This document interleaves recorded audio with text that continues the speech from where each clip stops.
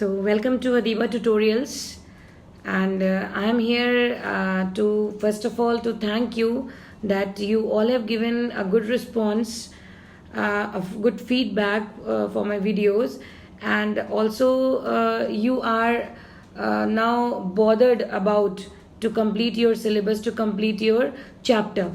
So for that purpose I am really thankful that the students they called me, and they even messaged me some queries. So I decided to make a small video to solve all those queries. Okay, and also I am thankful to my friends and my colleagues that they have appreciated me for doing this, and just from their blessings I know that I'm going to make lots of videos now, and I will try to make them. Thank you so much everyone.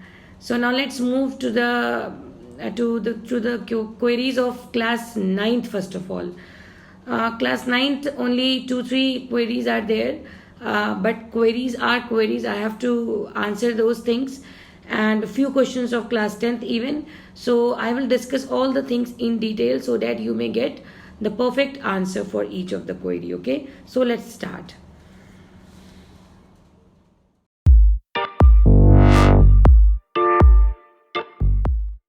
Start with the queries from class 9th.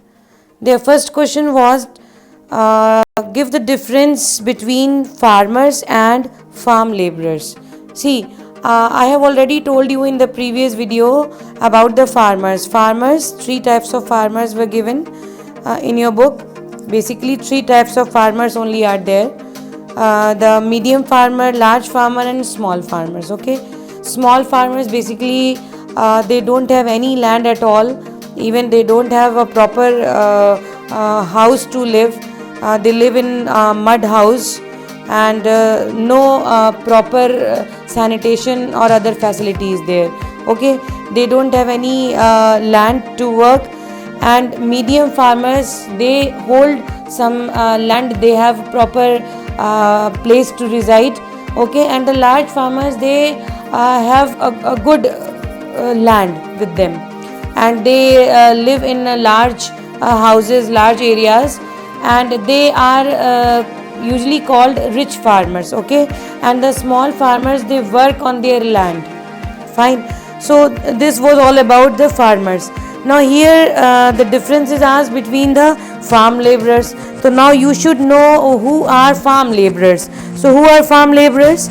Farm laborers, they work on the other farms. They get wages in cash or some portion of crops after harvest. I hope it is clear to you. Okay. So what is the basic difference? Basic difference is that farmers, they are of 3 types, and the farm laborers, they are the laborers who work on the other farms, and they get some cash or the portion of crops after the harvest. I hope it is clear.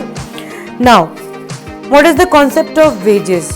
So I can tell you that wages means wages are given to the laborers only. Okay, so what is the concept of wages? Firstly, the question is not clear to me, but then when I emphasized it again and again, then I came to know that really what you wanted to know. So the concept of minimum wages, that is the less wages are given to farm laborers. Okay, so why the less wages are given to farm laborers? So the reasons are that due to the competition. See, if the farm laborer is getting the work on any land, okay, so this is not then to be done that the farm laborer will be bargaining for his remuneration, for his wage, because there is no other source of working, because there is no other source of income over there. So that is the time that he has to work on that farm only. Fine. So whatever is given to him, he just agree on that wage only. Fine. Now this is that due to the competition. Now generally they are illiterate and ignorant. This is the second point, that they are illiterate and they are ignorant. So they don't know the technique to bargain. They don't know the exact amount what is going on recently, what are the wages going on, what they should take, what the large farmers they should give him. So they are not knowing, they are ignorant completely. So whatever they are getting, they take it without giving any question, without asking any question. Okay, now next is that they don't have any organized union. This is the third point over here.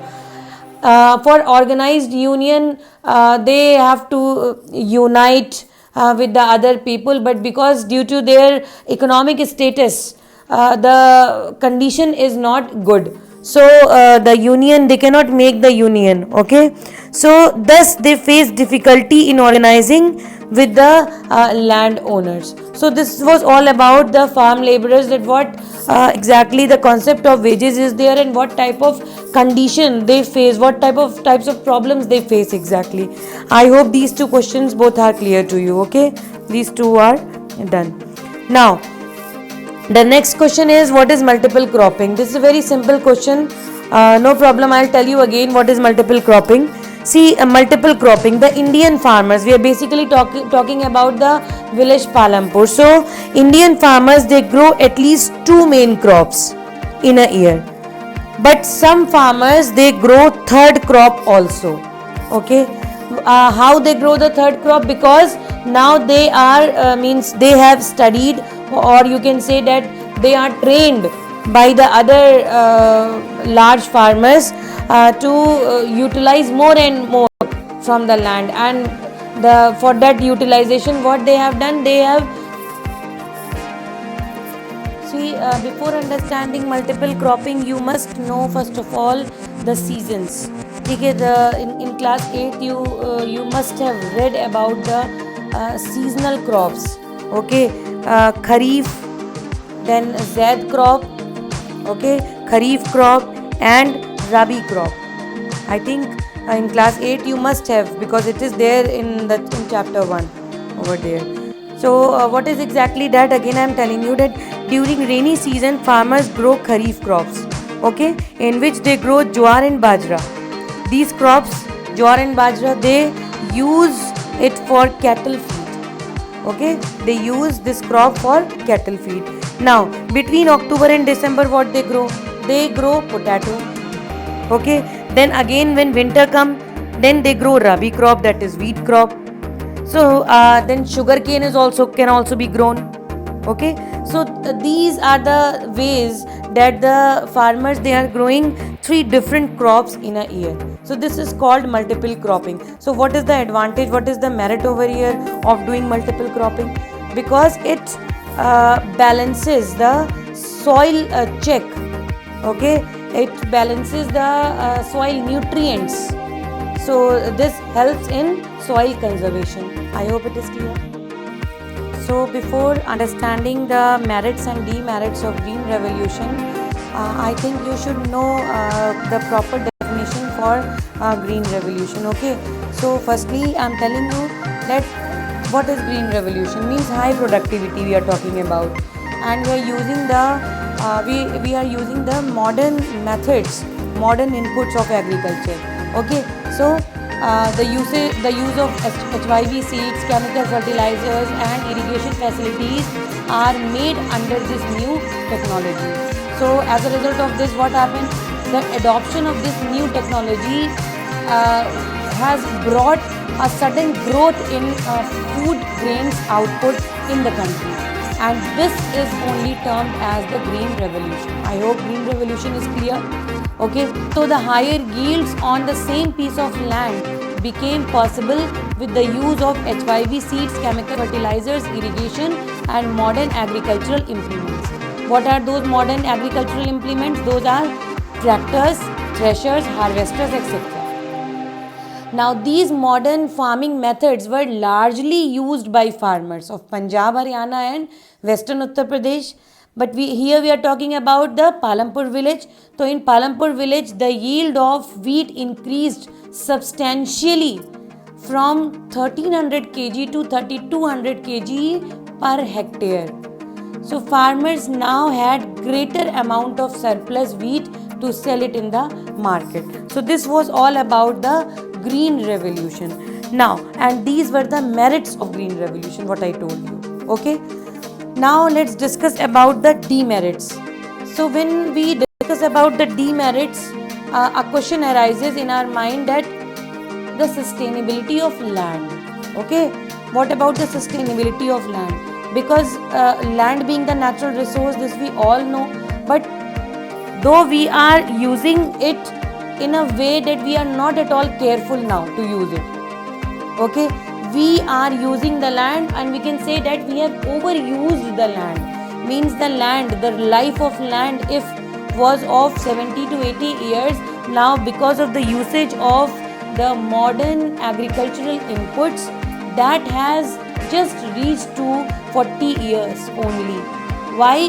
Because we are overusing the land. This is the main thing, and this is the demerit only. We are overusing the land. The other purpose is, the other demerit is that for this modern agricultural inputs, usage of HYV and chemical fertilizers, pesticides and insecticides, more and more, means plenty of irrigation water is used, plenty of water is required for that. So that is also making the water level down below the ground. Okay, so these are all called as the demerits of the green revolution. I hope this question is also clear to you. Problem in these questions, so let's discuss. First question is crop rotation. Now the question they asked about crop rotation and multiple cropping. So multiple cropping, I told you just now, you can get the answer from there. And crop rotation and multiple cropping, overall they are same, because it is the practice of growing different crops year after year. Okay, and it takes away certain elements from the soil, and it helps in conserving the fertility of the soil. That is why it should be done, and it is one of the conservation measure for soil erosion.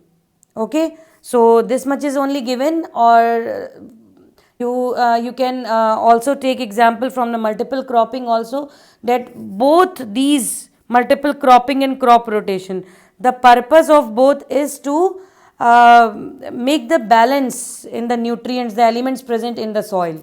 Okay, so like this a balance is maintained and a proper production is obtained. Fine. Now come to question 2, that is define cover cropping. What is cover cropping? See, from the word cover, it is clear that in order to cover time period with the plantation crop, you know that plantation crop, it needs 3 to 5 years to bear fruit. Okay, so at that time the farmers, they have to wait for a long time. So what they could do in the meantime, so what they do, they go for the cover crop. Okay, for that time period they go for the cover crop. So other crops can be grown between these plantation crops. So they can be in the form of vegetables can be grown to get extra income. So exactly cover cropping is all about of the extra income, and also to utilizing that soil nutrients, and you can say that it is also the method of soil conservation. Okay, I hope it is clear. Okay, now come to the next question. What is pedogenesis? What is pedogenesis? Very good question you asked. I think that I left this topic when I was taking making the video. I was taking the chapter, so I think I left this. I should discuss. So first of all, before knowing about pedogenesis, you should know about the main factors responsible for soil formation. So the main factors are responsible for soil formation. Firstly, the climatic conditions, the natural vegetation, time, temperature, parent rock, the relief features of the earth's surface. Okay, all these factors, they are responsible for soil formation. Now come to pedogenesis. So now again I am saying that before know about the pedogenesis, you should know. Firstly, I would like to tell you that what are the basic elements which almost all types of soils have. What are those basic elements? First of all, the organic material.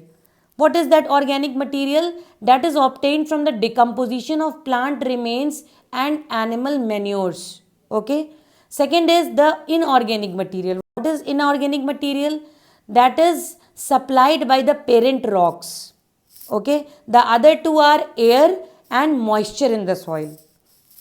I hope it is clear, because you should know about all types of soil, means what elements, what basic elements are there in all types of soil. Okay. Now, the changes in temperature, the action of wind, the running water, the glaciers, the decomposers, etc. These all work in the formation of soil. So, you can say that the formation of soil passes through many stages. Okay? What you can say? That the formation of soil passes through many stages. So, the process of soil formation is known as pedogenesis. I hope it is clear now. What is pedogenesis? The process of soil formation. And what is soil formation? What are the factors responsible for that? What are the basic elements responsible for that? Those I told you. Fine. So what is pedogenesis? The process of soil formation is called pedogenesis. So those who study, the scientists, those who study about the formation of structure, texture, they are called pedologists. Okay, they are called pedologists. I hope it is all clear to you now. This question is also been asked by the students of class 10, that what are means burial and cremation grounds. So burial grounds means where the dead bodies are buried. All right, they are just like the graveyards. Fine. And these are the land that is specifically designated to bury the dead bodies. Now, cremation grounds. What are these cremation grounds? What is cremation? Cremation is a method of giving final disposition to a dead body. Okay, and it takes place in an open air and on pyre. What you call in Hindi is chita. Okay, so these both burial grounds and cremation grounds, they both are community owned resources. Okay, so I hope it is clear to you now. So this was all about your queries. Now I want to tell you that my next video of class 9th will be of the second chapter in economics, that is people as resource, and for class 10th I am taking the first chapter of economics, that is development. So please watch the next video as per your classes. Okay, thank you so much. Bye bye.